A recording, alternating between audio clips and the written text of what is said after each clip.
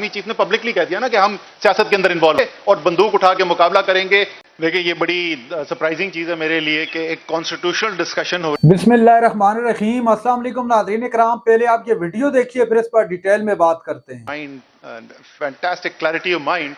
मैं उनसे इत्तेफाक नहीं कर रहा और कॉन्स्टिट्यूशनल इशू में मैं शब्बर से एग्री कर रहा हूं, हालांकि टैक्स रेवेन्यू पे तो समझ में आती थी। And I tell you Faisal, मैं ये क्यों कह रहा हूं। देखें, आप ये कह रहे हैं कि पाकिस्तान का फंडामेंटल इशू जो है वो है interference in the political domain by the military as an institution, जो हमारे कॉन्स्टिट्यूशन स्ट्रक्चर में जिसकी कोई स्कीम नहीं, गुंजाइश नहीं है। 100% दुरुस्त बात है।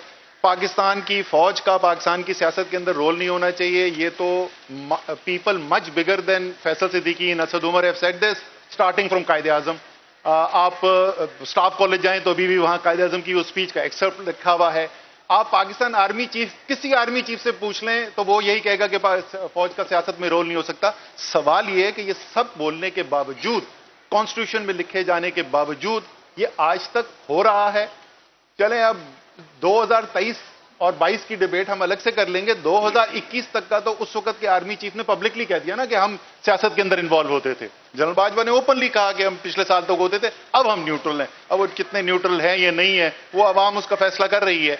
सो सवाल ये है कि क्या एक अच्छी इंटेलेक्चुअल क्रिटिक और अच्छी लीगल आर्ग्यूमेंट से आपका ये प्रॉब्लम सॉल्व हो सकता है या नहीं हो सकता। मेरी नाकिस राय में जो फैज अहमद फैज कर गए हैं, जो अहमद फराज कर गए हैं, जो बहुत बड़े बड़े वकला कर गए हैं, हमारे पास उनसे ज्यादा बड़ा कोई हथियार नहीं है। तो इससे तो मामला हल नहीं होगा। हां, अवाम की जहन साजी जरूर हो जाएगी, सोच पे असरअंदाज जरूर हो जाएंगे, और जब वो वोट डालने के लिए जाएंगे तो उस वोट पे भी उसका असर पड़ जाएगा। लेकिन जिस बुनियादी मसले की आप बात करें वो मसला नहीं खत्म होता। तो फिर दो ही रास्ते नजर आते हैं। अगर सब इत्तेफाक करें, कायदे आजम से लेकर आर्मी चीफ तक इत्तेफाक कर रहे हैं कि फौज का सियासत में रोल नहीं होना चाहिए, तो हम कौन है उस बात से डिसएग्री करने वाले। सवाल यह है कि फिर रास्ते क्या बच जाते हैं। दो ही रास्ते बचते हैं। या तो आपके ख्याल में पाकिस्तान का मुआशरा, पाकिस्तान की सोसाइटी ऐसी है जहां लोग बंदूक उठाएंगे और बंदूक उठा के मुकाबला करेंगे, और सिविल फोर्सेस जो है रेवोल्यूशन के जरिए जो है वो मुल्क के ऊपर एक अपनी मर्जी का निजाम नाफिज कर देंगे।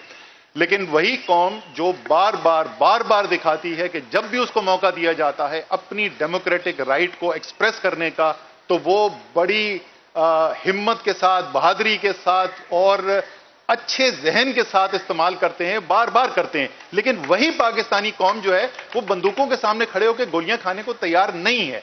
सो वो रास्ता इस वक्त हमें नजर नहीं आता है। उस पर भी डिबेट है कि क्या वो अच्छा रास्ता है भी या नहीं है। उस पर भी आर्ग्यूमेंट्स है। मेरे ख्याल के अंदर तो ज्यादातर इस किस्म की जो रेवोल्यूशन हुई है उससे नुकसान ज्यादा हुआ है। रेयर एक्सेप्शंस हैं जहां रेवोल्यूशन से फायदे हुए, ऐसे हैं रेवोल्यूशन जिससे बेहतरी आई है। वैसे भी अगर आप उस रेवोल्यूशनरी मोड के अंदर जाएंगे तो इसका मतलब इलेक्शन एंड कॉन्स्टिट्यूशनल प्रोसेस और ड्यू प्रोसेस तो सब खत्म हो गया। तो फिर तो जिसके हाथ में बंदूक है, अब ये 92% एथनिक हान चाइना तो है नहीं कि जहां पे बंदूक के जोर पे एक ही पार्टी जो है हुकूमत कर ले और वो कौम को एक्सेप्टेबल भी हो, बिकॉज 92% एक ही एथनिसिटी से ताल्लुक रखते हैं। यहां पे मुख्तलिफ जुबानें बोलने वाले हैं और कोई भी एक ग्रुप, चाहे कोई भी ग्रुप हो, उसकी हेजेमनी जो है वो आवाम को कभी भी एक्सेप्टेबल नहीं होगी।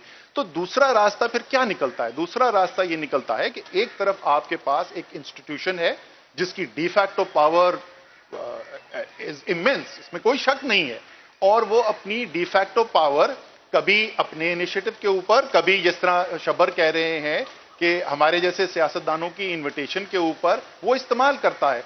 तो उसका तोड़ तो फिर फैसल यही है ना कि जो इंस्टीट्यूशंस हैं ऑफ कॉन्स्टिट्यूशनल डेमोक्रेसी, जो पॉलिटिकल पार्टीज हैं, जो पार्लियामेंट है, जो पार्लियामेंट्री सिस्टम है, इसको हम स्ट्रेंथन करें।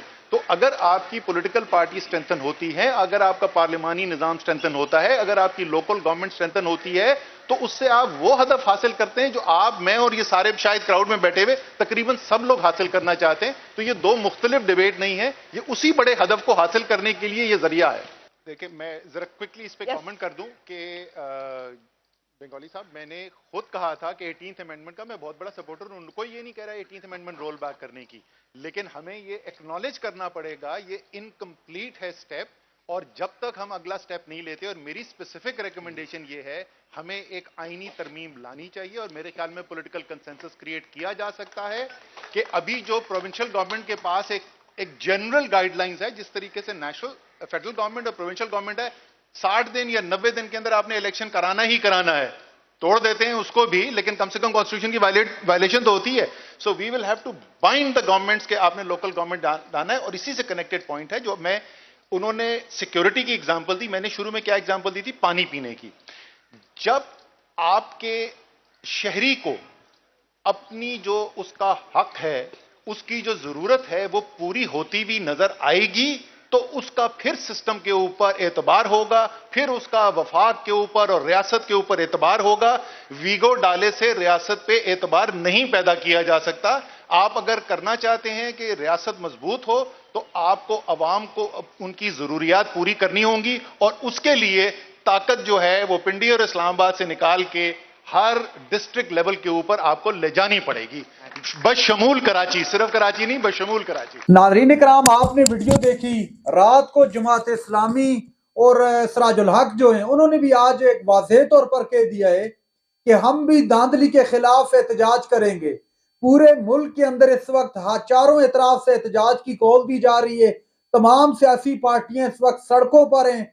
एनपी की अगर बात करें, जमात इस्लामी की बात करें, जीडीए की बात करें, ये तमाम सियासी पार्टियां और खास तौर पर जेयूआई, क्योंकि उन्होंने भी ऐलान कर रखे वो भी बहुत जल्द जो है इलेक्शन में होने वाली धांधली के खिलाफ सड़कों पर होंगे। तो ये मेरे ख्याल से बड़ा क्रिटिकल टाइम है, और ये बेहतर इसका ये हल है कि तमाम जितनी भी सियासी पार्टियां हैं, जितने भी स्टेक होल्डर हैं, वो मिलकर बैठे और जो धांधली जिन हलकों के अंदर हुई है वहां पर साफ और शफाफ तहकीकात करवा कर जिसका वहां पर हक बनता है, ख्वाह वो जमात इस्लामी का बनता है, जेयूआई फे का बनता है या पाकिस्तान तहरीक इंसाफ का बनता है, वो हक उनको दिया जाए, क्योंकि ये उनका आईनी और कानूनी हक है, ताकि मुल्क के अंदर ये जो अदम इस्तेकाम है, खास तौर पर ये धरनों, जुलूसों और जलसों के बाद जो मजीद अदम इस्तेकाम आएगा, उस पर बहुत सारे सवालिया निशानात उठेंगे। पूरी दुनिया इस मामले को देख रही है।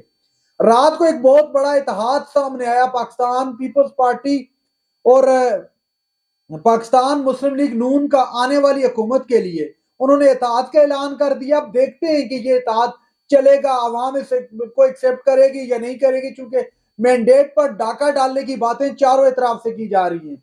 नाज़रीन इकराम, एक और खबर भी उठती हुई सुनिए कि असद उमर की दोबारा तहरीक इंसाफ की तरफ राय हमवार होने लगी है। सोशल मीडिया पर बेसिकली यह खबर गर्दिश कर रही है। अब इसमें कितनी सदाकत है मैं तो कुछ नहीं कह सकता, लेकिन बहरहाल इतना है कि इस वक्त पाकिस्तान तहरीक इंसाफ की जो पोजीशन है, आज उनके बहुत सारे रहनुमा जो सुन्नी इत्तेहाद के साथ जो उन्होंने इत्तेहाद किए तहरीक इंसाफ ने, बहुत सारे जो अरकान असम्बली हैं उन्होंने शिरकत की है सुन्नी इत्तेहाद के साथ। और अब वो पंजाब के अंदर जो हुकूमत बनेगी या जो सेंट्रल में अब अपोजिशन बनेगी या हुकूमत में, ये तो फैसला भी होना बाकी है।